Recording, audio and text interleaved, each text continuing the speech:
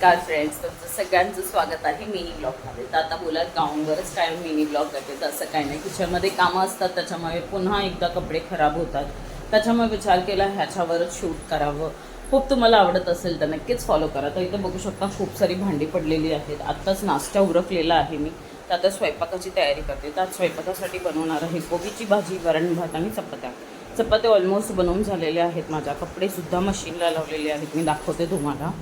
तर झटपट आता कपडेसुद्धा होतील. मी फ्रेशअप व्हायला जाऊन सगळं आवडून इथे बघा कपडेसुद्धा मशीनीला लावले आहेत. तर चॅनलला नक्कीच फॉलो करायचं आहे. So stay tune.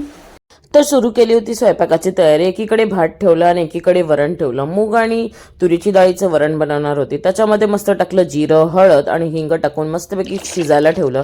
एकीकडे कोबीची भाजी बनवायला घेतली होती. टाकली कढईत तेल, कांदा, हिरवी मिरची, जिरं, मोहरी आणि हिंग टाकून व्यवस्थित परतून कोबी टाकला. त्याच्यामध्ये कोथिंबीर गार्निश केली आणि वाफेवरती भाजी ठेवली.